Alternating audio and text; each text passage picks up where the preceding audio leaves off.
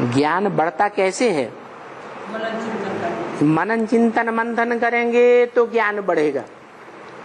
और मनन चिंतन मंथन उनका ही चलेगा जो दूसरों की खूब सेवा करेंगे।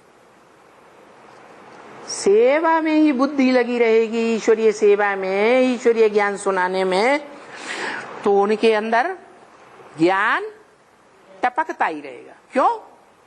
क्योंकि बाबा कहते हैं जो बच्चे बहुत सेवाधारी होते हैं उनको मैं क्या करता हूं? बहुत याद करता हूं।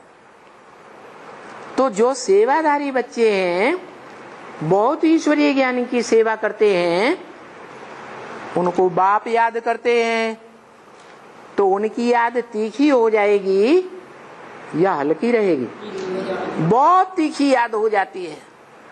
और जिनकी याद बहुत तीखी होती है, आत्मा की भी याद, आत्मा के बाप की भी याद, तो उनकी बुद्धि सूक्ष्म बनेगी या भैंस बुद्धि बनेगी? मोटी सूक्ष्म बुद्धि बनती है। जो सूक्ष्म बुद्धि होती है वो मनन चिंतन मंथन में बहुत गहराई तक जाती है। इसलिए उन्होंने तो कमाई की, जो ब्राह्मणों की खास कमाई है। ब्राह्मणों का धंधा क्या? ज्ञान लेना और ज्ञान देना। पहले ज्ञान धन को अपना बनाना। क्या? जैसे गाय खाती है, फिर जब खाती है उसके बाद सारा दिन चबाती है कि नहीं? जुगाली करती है कि नहीं? यही बात तुलसीदास ने कही। तुलसीदास चंदन घिसे तिलक देते रघुवीर। क्या? बाबा ने बोला अपने अपने शास्त्रों में अपनी अपनी कथा कहानियां लिख दी। तो तुलसीदास ने रामायण में किसकी कथा कहानी लिखी है? अरे रामायण में राम की कथा लिखी। इसका मतलब राम वाली आत्मा कौन हुई? तुलसीदास हुई।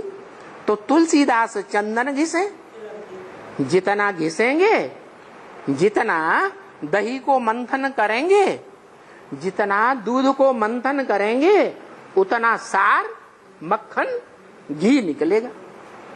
तो ये नियम है, संगम युग का नियम है। क्या?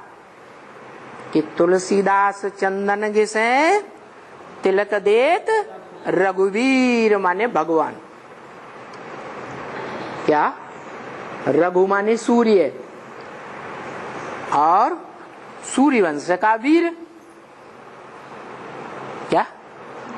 भगवान आते हैं तो किसको ज्ञान देते हैं? पहले पहले सूर्य को देते हैं।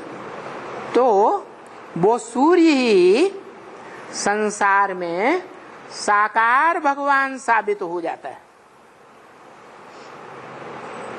तो कैसे साबित होता है?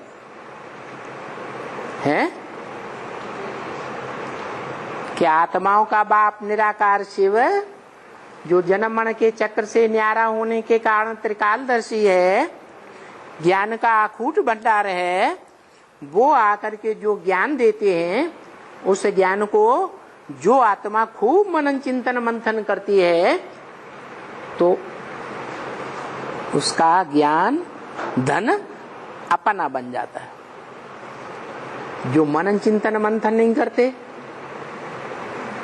उसकी युक्ति नहीं अपनाते। युक्ति क्या है? ज्यादा मनन चिंतन मंथन चले, उसकी क्या युक्ति है? नहीं, उसकी युक्ति है दूसरों को खूब समझाते रहो, सुनाते रहो। क्या? ज्यादा सेवा करेंगी, ईश्वरीय सेवा, तो भगवान बाप उन बच्चों को बहुत याद करते हैं।